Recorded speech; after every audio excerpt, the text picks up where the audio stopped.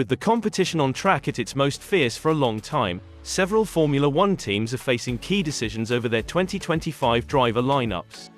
Lewis Hamilton became the sixth different driver to claim victory across the opening 12 races of the season as the Mercedes driver ended his long wait for a win at Silverstone.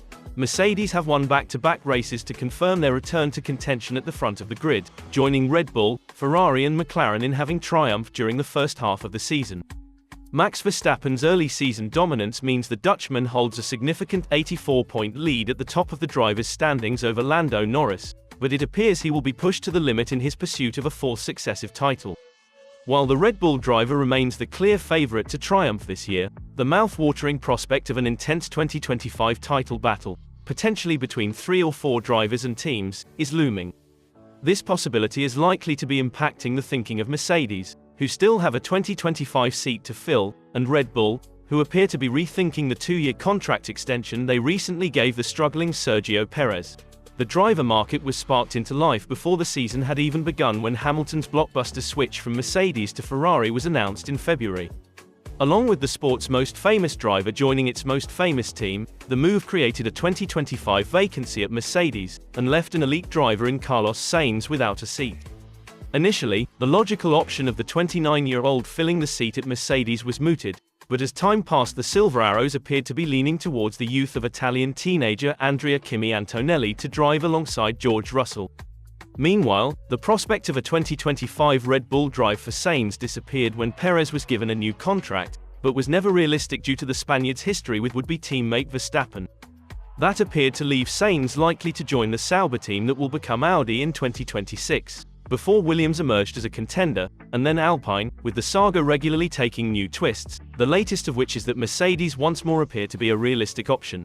Aside from a sprint race win at Silverstone, Antonelli's results in F2 have been largely underwhelming, leaving doubt as to whether he is ready for F1, let alone a drive with one of the top teams.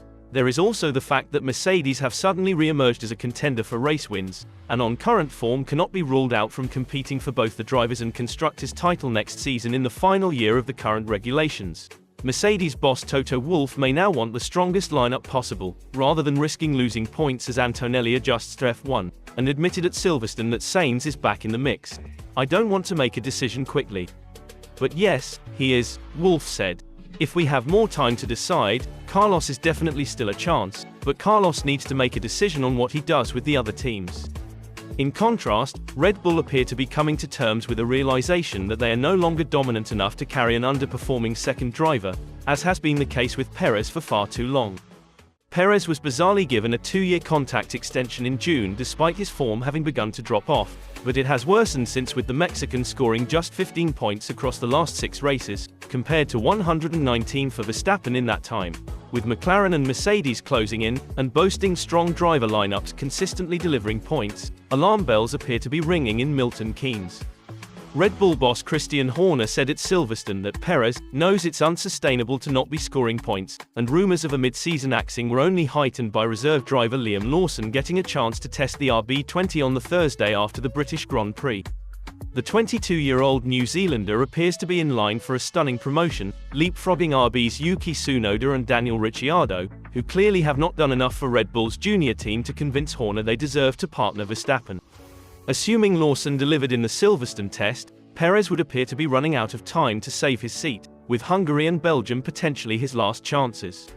Replacing Perez less than 2 months after giving him a new contract would undoubtedly be embarrassing for Red Bull, but they could seek to lessen the blow by placing him at RB, with Ricciardo potentially at risk of having his season ended early. Of the 6 2025 seats still to be filled, the one with the least mystery around it appears to be the second seat at Haas alongside British teenager Oliver Bearman, whose signing was confirmed ahead of the British Grand Prix. The 19-year-old is expected to be joined by outgoing Alpine driver Esteban Ocon, who Haas team principal Ayao Komatsu has spoken very highly of in recent weeks. While that move appears to be all but done, Ocon was involved in a somewhat surprising rumor suggesting that he could replace Logan Sargent at Williams after the summer break, making room for Alpine reserve driver Jack Doohan to stake his claim for a 2025 seat.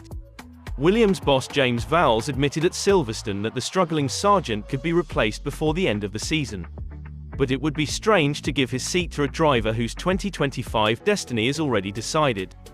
It would surely be more useful for Williams to give the opportunity to a younger driver, such as Antonelli, who has been linked with them in the event Mercedes passed on him for 2025. The only scenario in which such a move would make sense for Williams was if they were in some way incentivized by Alpine, who would benefit from the opportunity to assess Doohan alongside Pierre Gasly.